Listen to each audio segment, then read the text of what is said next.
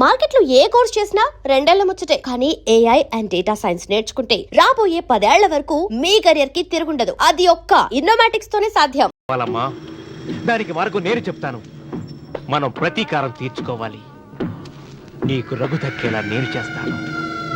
నీ తండ్రి చావుకి పగ తీరేలా చేస్తాను. ఆలోచించు.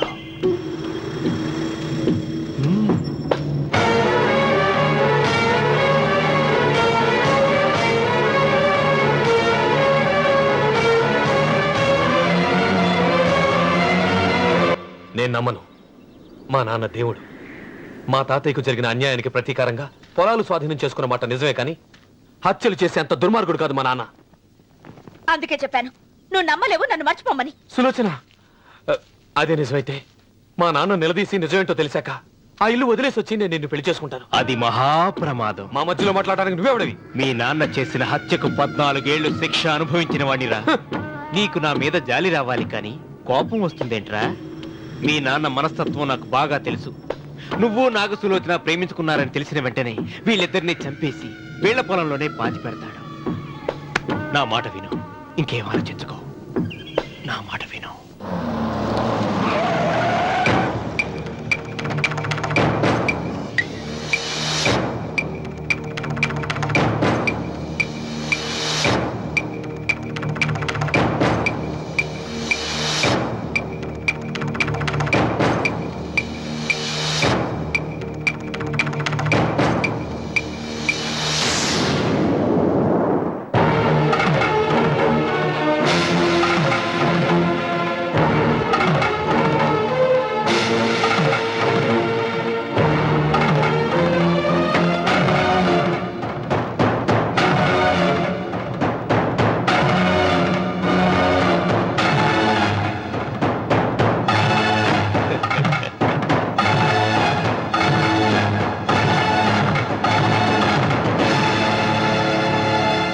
అన్నయ్య నమస్కారం.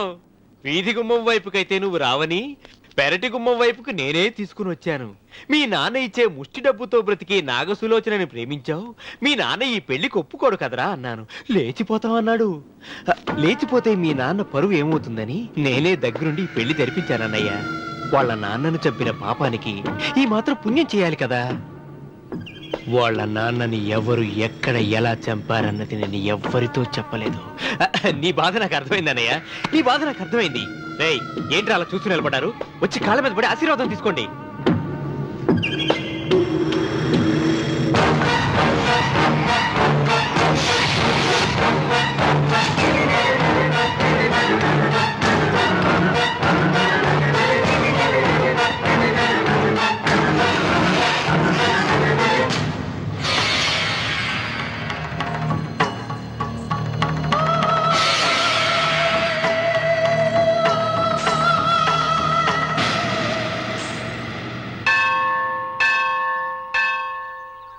అమ్మా, 100 ఎకరాల ఆశావినని చెప్పినందుకు 30-70 అనే పిల్లని పరిచయం చేసి పెద్ద శిక్ష చేసావు తల్లి. తప్పైపోయిందమ్మా, క్షమించే తల్లి. ఈసారి అలా చేయను. మంచి పిల్లనిచ్చి పెళ్లి చేయమ్మా. అలాగేనా?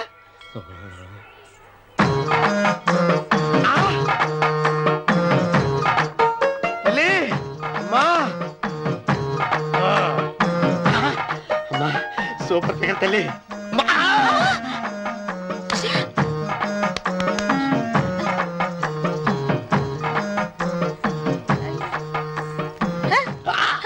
నాకింకా పెళ్లి కాలేదు తల్లి. 100 ఎకరాల మాగానే ఉంది, 50 ఎకరాల కొబ్బరి తోట ఉంది, కానీ పెళ్ళం లేదు. పెళ్లిళ్ళ సీజన్ అయిపోతుంది. మంచి పిల్లని చూపెట్టి పుణ్యం కట్టుకో తల్లి. నాకు కూడా పెళ్లి కాలేదు తల్లి. నేను నీకు పురాతన భక్తురాలిని కదా. 7 అంతస్తుల మేడనిచ్చావు, 7 వరాలు నగలిచ్చావు, కానీ మొగుడు లేడు. మొగుడు లేడా? తొలి ప్రేమ మీద నీకు నమ్మకం ఉందా? పట్టు చీరా. మలి ప్రేమ మీద నీకు నమ్మకం ఉందా? సిలుకులాల్చి ఉంది 7 అంతస్తుల మేడ. నేను నీకు నచ్చానా? 100 ఎకరాల ఆసామి. నువ్వు తప్ప ఎవ్వరూ నచ్చరు. వచ్చే మంగళవారం నా ఇంటికి ఒకసారి రండి, నన్ను చూసుకోవడానికి.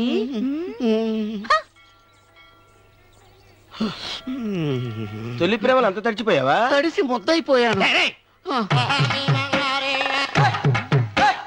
ఇదెంత? 30. ఇదెంత? 70. అంతే కదా? ఇప్పుడు నువ్వు తొలి ప్రభలో పడ్డావే ఆ. దాని దగ్గరికి వెళ్ళి ఆ. ఇది 30 ఇది 70 అని చెప్తే దాన్ని చేసుకో. అలాగే ఆ, ఏ తొలి ప్రేమ వెళ్ళు ఆకు చేసుకోరా. 30 70 ఏ తొలి ప్రేమ టింగ్ ఇదెంతో చెప్పు ఇదేంటి ఇది ఆ. టింగ్ టింగ్ టింగ్ మో. ఇదెంత ఇదంతా ఎందుకండి? ఎందుకంటే ఇదెంతో నువ్వు చెప్తేనే మన పెళ్లి అందుకు చెప్పు అది అది ముప్పి, అది డిప్పి. ఒరే గుంటనక వస్తున్నాను ఉంటారా? అచి సాచినోడా, నాకు వచ్చిన సంబంధాన్ని చెడగొడతావా? ఏంటే బాబు నవ్వుతున్నావ్? నన్నే కొడతావా? అమ్మా నన్నే కొడతావా? అమ్మా చూడు, నువ్వు చేసింది తప్పో నేను చేసింది తప్పో మా చిన్నమ్మ గారిని అడుగుతాను. ఈ విషయం అచ్చనే కానీ చెప్తానే. అచిబా లే.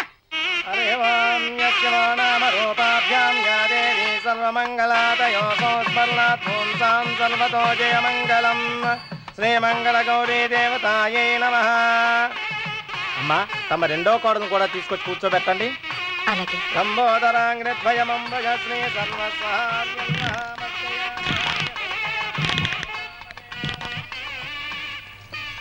ఏంటమ్మా ఇంకా అలాగే ఉన్నావు? నువ్వు ఈ పూజకి ఏర్పాటు చేయమంటేనేగా మీ మామగారికి ఇష్టం లేకపోయినా ఒప్పించాను. అందరూ వచ్చేసారు. చీర మార్చుకుంటా. నాకున్న చీరల్లో ఇదే మంచిది. నా దగ్గర పట్టు చీరను తీసుకో. మీరు కట్టి విడిచిందా? లేదమ్మా, కొత్త పట్టు చీర ఉంది. వద్దులేండి. పోనీ నగలైనా పెట్టుకోమా. మీరు పెట్టుకోక మిగిలినవా? కాదమ్మా, నా దగ్గర 7 వారాల నగలున్నాయి. దేవుళ్ళకు కావాల్సింది చీరలు నగలు కాదు, భక్తి. వస్తున్నాను, పదండి.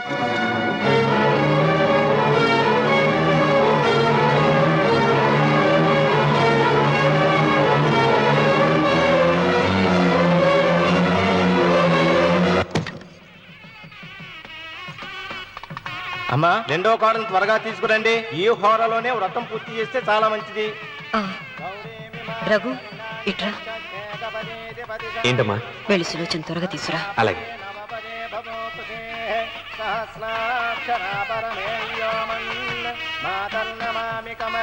ఏమంది? రానుందమ్మా. ఎందుకని? ఎందుకని ఇంతమందిని అడుగుతున్నారా? ఈ వ్రతం పెట్టింది ఎందుకు? ఆ నా పెద్ద కోడలు కోటీశ్వరరాలు, అందుకే 25,000 రూపాయల పట్టు చీర కట్టుకుని 10 లక్షల రూపాయల బంగారం ఒంటి మీద వేసుకుందని గొప్పగా చూపించి నా రెండో కోడలు ఏమీ లేదన్న నమ్మకం కదా. మాట్లాడక. అమ్మా నీ కొత్త పట్టు చీర నగలు తనకివ్వమ్మా. ఇస్తానన్నాను రా, తానే వద్దంది. అయ్యో అయ్యో అయ్యో, ఎంత అబద్ధం! ఇస్తానన్నారా? మీరు ఇస్తానన్నారా? చూసారా చూసారా ఎంత అబద్ధం ఆడుతున్నారు? నీ మొహానికి ఈ నేత చీర వస్తున్నారు చాలే అనలేదు. నాగసులోచన, మీరు అలా అన్నారని ఈ ఇంటి మూలంగా చచ్చిపోయిన మా నాన్న మీద ఒట్టేసి చెప్తున్నాను. మీరు మీ ఆయన మీద ఒట్టేసి చెప్పండి. నేను మా ఆయన మీద ఒట్టేసి చెప్తున్నాను.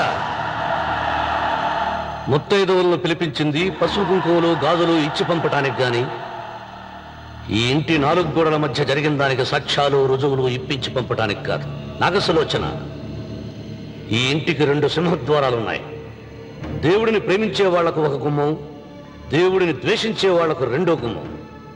నీ ఇష్టం వచ్చిన గుమ్మం వైపు నువ్వు వెళ్ళవచ్చు.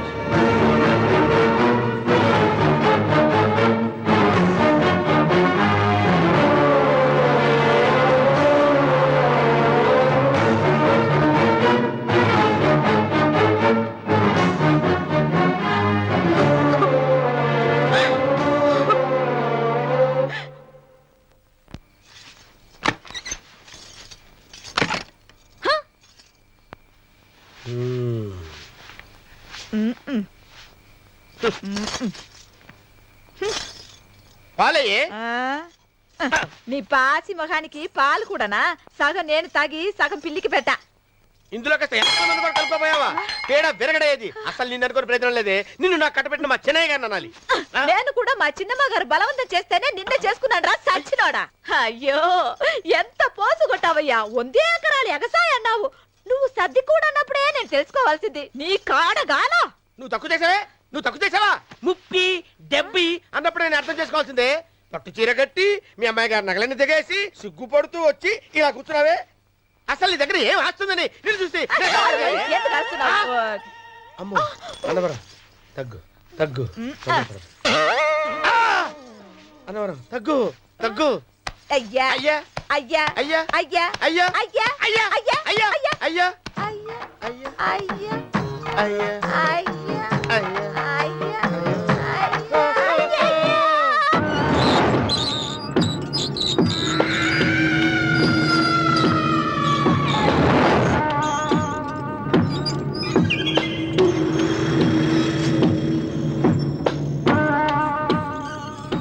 ఏమండి అటు చూడండి. పిచ్చిపతి లే అక్కడి నుంచి. నువ్వు తిను మావయ్య. ఏ ఇంటికి నా కోసం వచ్చావు, నిన్ను నేను గౌరవించుకోవాలి కదా. అది మా నాన్న కూర్చుని ఉయ్యాల వల్ల.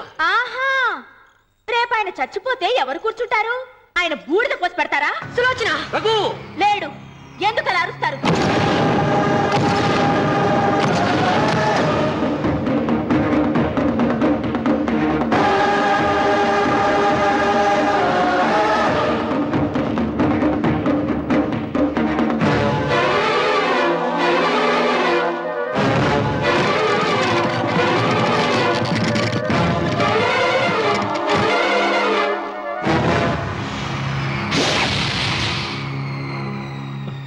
కూర్చో. నువ్వు ఈ ఉయ్యాల బల్ల మించి లేచావంటే నన్ను చంపుకు తిన్నట్టే. అన్వర్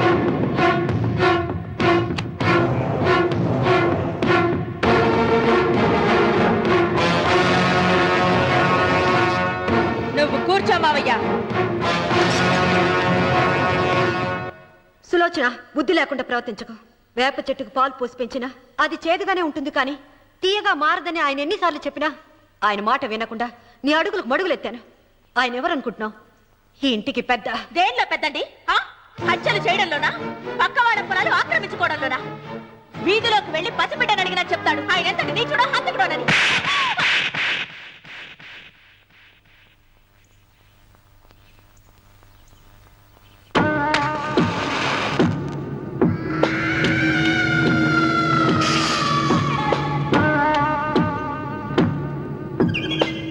అమ్మా, నువ్వెన్నైనా చెప్పు, నా భార్య మీద చేయి చేసుకోవడం నేను సహించలేను. రఘు, అన్నయ్య నీ భార్య మీద చేయి చేసుకోవడం తప్పే, కానీ దానికోసం వాటాలు పంచమని చెప్పడం న్యాయం కాదురా. నాన్న అన్నయ్యని కూడా తన వాటా తీసుకుని వెళ్ళిపోమంటున్నారు. కావాలంటే నేను నీ భార్య కాళ్ళు పట్టుకుని క్షమాపణ చెప్తాను. అమ్మమ్మమ్మమ్మమ్మమ్మమ్మమ్మమ్మ, నేను 100 సార్లు మీ కాళ్ళు పట్టుకుంటాను. మా బతికేదో మమ్మల్ని బతకనివ్వండి.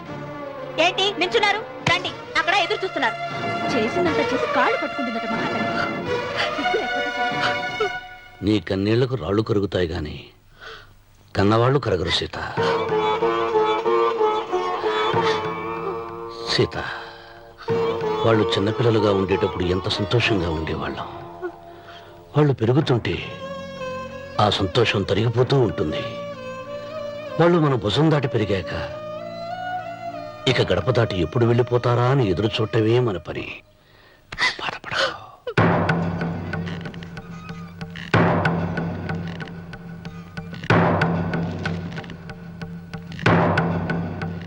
ఇదేంటి లాయర్ గారు, ఆస్తి మాత్రమే 3 వాటాలుగా రాశారేంటి? అమ్మ నగలో నాకు వాటా ఉందిగా.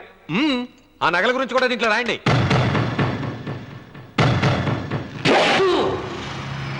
అది మీ తాత పిత్రార్జితం కాదు, నా స్వార్జితం కాదు. నా భార్య స్త్రీధనం. అందులో వాటా ఎవరికి రాదు, లేదు. ఓహో, అమ్మ గదిలోకి వచ్చి ఏడిస్తే నా మీద ప్రేమ అనుకున్నాను. నగలివ్వాలని ఏడుపా. ఈ ఏడుపేదో నన్ను కనక ముందు ఏడవాలి.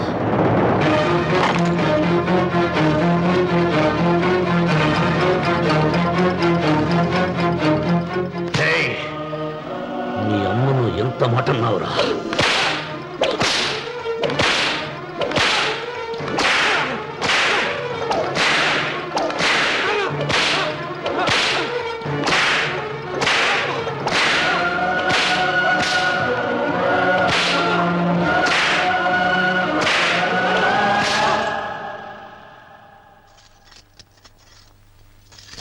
మీరేం పెద్ద మనిషండి, పెళ్ళైన కొడుకుని కొడతారా?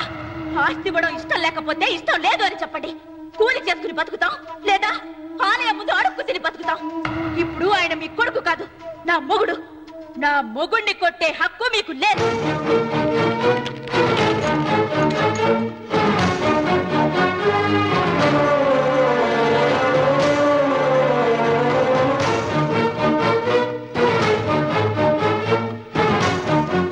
రఘు, నీకు కావాల్సింది ఈ నగలేగా తీసుకొచ్చాను.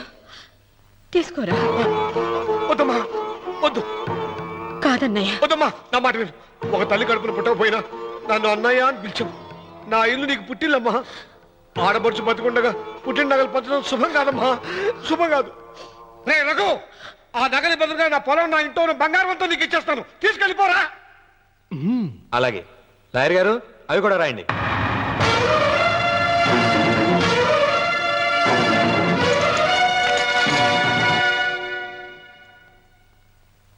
నాన్న, నాకు ఆస్తక్కర్లేదు. నేను మీతోనే ఉంటాను. మరదల్ని కొట్టే సంస్కారం ఉన్న కొడుకుని ఇంట్లో ఉంచుకునే సంస్కారం నాకు లేదు. వెళ్ళిపో.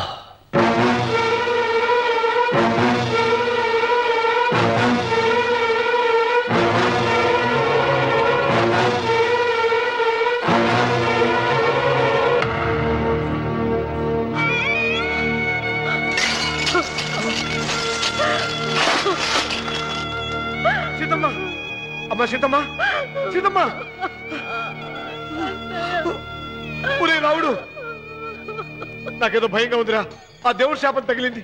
లేకపోతే నీ కుటుంబం ఇలా ముక్కలైపోవటం ఏంటి? నా మాట విను, వెళ్ళు. ఆ శివలింగాన్ని తిరిగి తీసుకొచ్చి యథాస్థానంలో ప్రతిష్ఠించరా.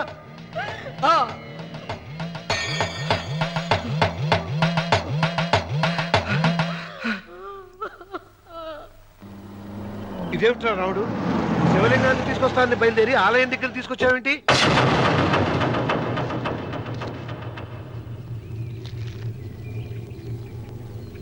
ఎలారా ఈ ఆలయాన్ని పడగొట్టాలి? ఎప్పుడురా ఆ సంబశివరావు పొలం నా సొంతం అవుతుంది? వెంకన్న, నా పట్టుదల కోసం నేను ధరించిన ఈ నల్ల చొక్కా ఎప్పుడురా మార్చేది? ప్రతీకారం కోసం ప్రమాణం చేసి వేసుకున్న నా తండ్రి మొలతాడు ఎప్పుడురా నా మెడ నుంచి ఊడిపడుతుంది? వెంకన్న, చెప్పరా, ఆ ఆలయాన్ని పడగొట్టి ఉపాయం చెప్పు. ఇంత జరిగినా కూడా నీ అహంకారం తగ్గలేదురా? నారు పొయ్యకుండా నీరు పెట్టకుండా ఈ ప్రపంచంలో పెరిగేది ఒక్కటే, అహంకారం. అది నా సొంతం.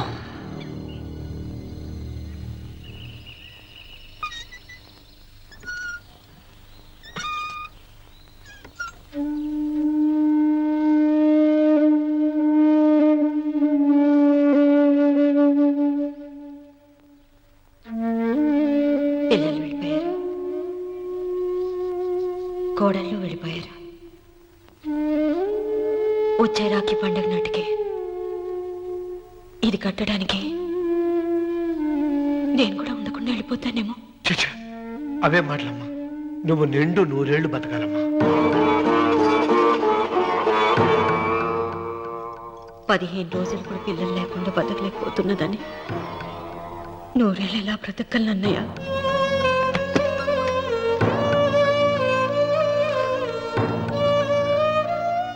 వీటి కోసమేగా మా పిల్లలు ఇద్దరిని ఇంట్లోంచి వెళ్ళగొట్టారు. నేను చనిపోయాక మా ఇద్దరు కోడలికి సమానంగా పంచిపెట్టమని చెప్పు. ఇప్పుడు ఎందుకమ్మా అదంతా? అసలే నీ ఆరోగ్యం బాగలేదు. నన్నెప్పుడూ నిండు ముత్తైదుగా చూడాలనేది ఆయన కోరిక.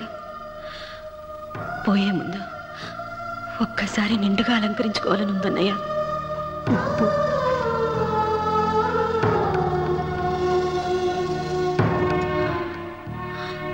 ఈ అన్నయ్య లేకపోతే నా ఈ కోరిక తీరేది కాదు. నీ చేతులతో అలంకరించన్నయ్య.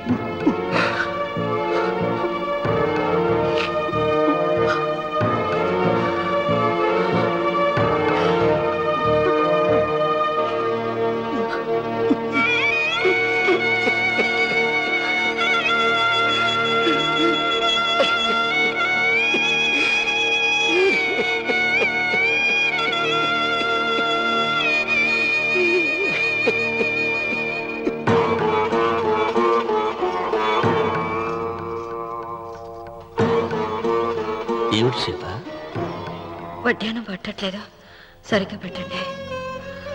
పేరంటానిక అర్థం ముందు అలంకరించుకుని కూర్చోవడం కంటే ఆడదానికి వేరే పేరంటే ఉంటుంది చెప్పండి. ఏమండి, మీరు ఉత్తమ జాతి స్త్రీ రెండో కోరిక కోరదు అన్నారు. అందుకే మిమ్మల్ని అడగలేకపోయాను. కానీ చనిపోయే ముందు నీ ఆఖరి కోరిక ఏమిటి అని అడుగుతారు. నా ఆఖరి కోరిక ఆ శివలింగాన్ని తీసుకొచ్చి ఇంటి ముందు ప్రతిష్ఠించండి. సీత, పళ్ళు గట్టిగా ఉంటాయని, నాలుక మెత్తగా ఉంటుందని మనం పళ్ళకే ఎక్కువ విలువనిస్తాం. వయసు పైన పడుతుంటే ఒక్కొక్క పన్ను రాలిపోతుంది. వయసు పెరుగుతున్న కొద్దీ ఒక్కొక్క బిడ్డ దూరం అయిపోతాడు. కానీ నాలుక మాత్రం భర్తకు భార్య లాంటిది, భార్యకు భర్త లాంటిది. బ్రతికినంత కాలం తోడుగా ఉంటుంది. బిడ్డలు దూరం అయిపోయారని ఏదోదో మాట్లాడుతున్నా. సీత, నా మీద కోపం వచ్చిందా?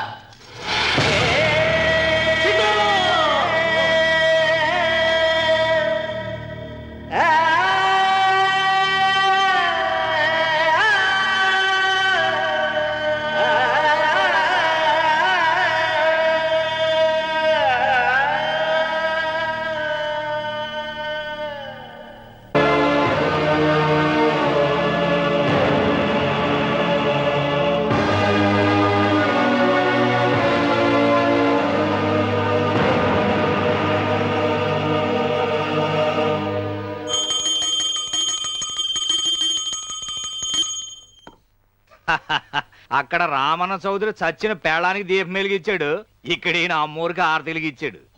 నేను ఆ రోజే చెప్తేనే అది చాలా మహిమగల శివలింగము, దాని జోలికి పోతే సర్వనాశనం అయిపోతాడని. పిల్లలేమైనారు? ఇల్లు వదిలిపోయినారు. పెండ్లాము లోకం ఏడ్చిపోయా. ఇక రామన్న చౌదరితో పాటు ఆయన వంశం కూడా గబ్బు లేచిపోతాడు. ఒకవేళ భయపడి ఆ శివలింగం మళ్ళీ యథాస్థానంలో పెడతాడేమో. పెట్టడు. పెట్టాలని ప్రయత్నిస్తే ఎట్లా ఆపాలనో మనం చూసుకుందాం.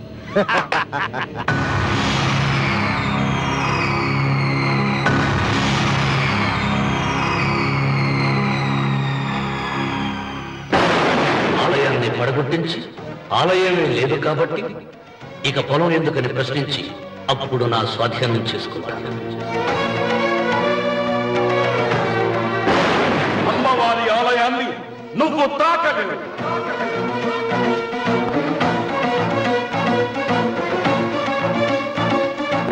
ఆ ఆలయం కూడా పడగొట్టలేదండి.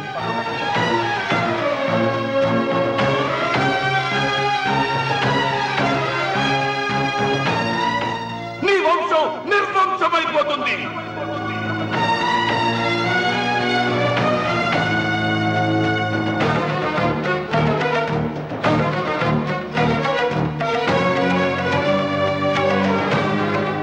ఆ శివలింగాన్ని తీసుకొచ్చి ఇంటి ముందు ప్రతిష్ఠించండి.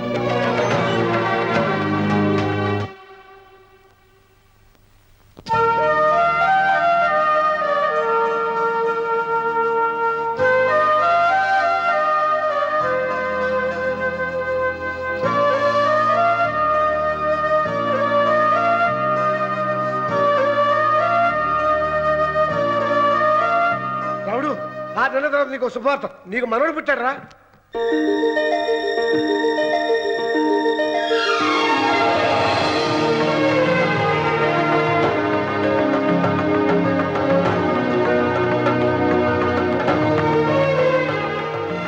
మావయ్య,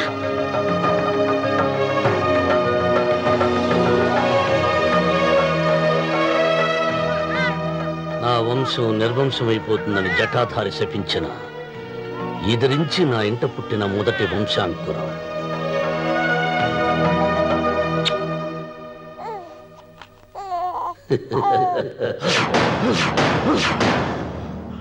నవ్వుతున్నాడు. ఆ రమణ నవ్వుతున్నాడు. మళ్ళీ నవ్వుతున్నాడు. వాడు నవ్వుతున్నాడు. వారసుని పుట్టాడని హాయిగా నవ్వుతున్నాడు. వాడి ముఖంలో ఆనందం కనిపిస్తే నీ జీవితంలో నిప్పులు పోసుకున్నట్టే తెలుసా? నా అనుమానం 3వ వాట కింద తను ఉంచుకున్న ఆస్తి, అంతస్తు, నగలు అన్ని అన్ని అన్ని ఆ పెట్టి రాసిస్తాడు తెలుసా? మొన్న డాక్టర్ పరీక్షించి ఏం చెప్పింది నీకు? పిల్లలు పుట్టే అవకాశం చాలా తక్కువగా ఉంది అని చెప్పలేదు?